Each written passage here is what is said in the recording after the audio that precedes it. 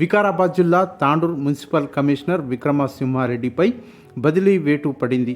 రాష్ట్ర CDMA కార్యాలయానికి attach చేస్తూ ఆ శాఖ ఉన్నతాధికారులు ఉత్తర్వులు జారీ చేశారు. గత మంగళవారం మున్సిపల్ కార్యాలయంలో జరిగిన ACB దాడుల నేపథ్యంలో బదిలీ వేటు పడిందన్న చర్చ పట్టణంలో జోరుగా సాగుతుంది. ACB దాడులు జరిగే సమయంలో కమిషనర్ కార్యాలయంలోనే ఉన్నారు.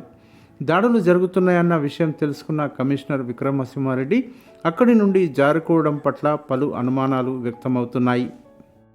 ACBకి పట్టుబడిన సీనియర్ అసిస్టెంట్ బెజ్జు రమేష్ వెనుక మున్సిపల్ కమిషనర్ విక్రమసింహారెడ్డి హస్తం ఉందని ఫిర్యాదుదారుడు ఇర్షాద్ ACB అధికారులకు తెలిపినట్టు సమాచారం. ఈ నేపథ్యంలోనే విక్రమసింహారెడ్డికి బదిలీ జరిగిందని చర్చలు జరుగుతున్నాయి. లంచం లేనిదే కార్యాలయంలో ఏ పని జరగడం లేదన్న ఆరోపణలు బహిరంగంగానే వినవస్తున్నాయి. నూతన కమిషనర్గా యాదగిరి రానున్నట్టు సమాచారం.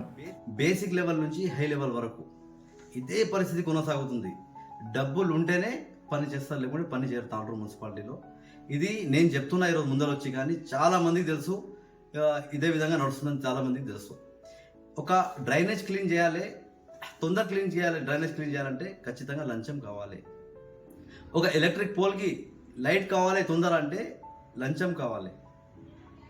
ఒక అసెస్మెంట్ నెంబర్, హౌస్ నెంబర్ కావాలి అంటే లంచం కావాలి. ఒక డెత్ సర్టిఫికేట్ ఇమీడియట్ కావాలంటే వాళ్ళు వచ్చి వెరిఫికేషన్ చేయాలంటే కూడా లంచం కావాలి. ఈ విధంగా పరిస్థితి. ఒక మస్జిద్ దగ్గర కచరా ఉంది.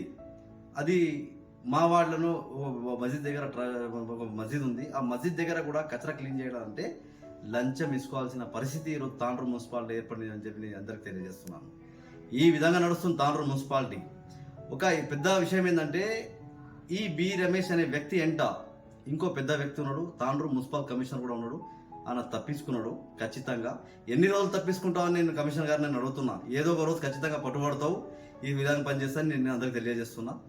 ఖచ్చితంగా ఈ విషయంలో బి రమేష్ గారి ఎంట తాండూరు మున్సిపల్ కమిషనర్ కూడా చేయనుంది. కావునది పారిపోయి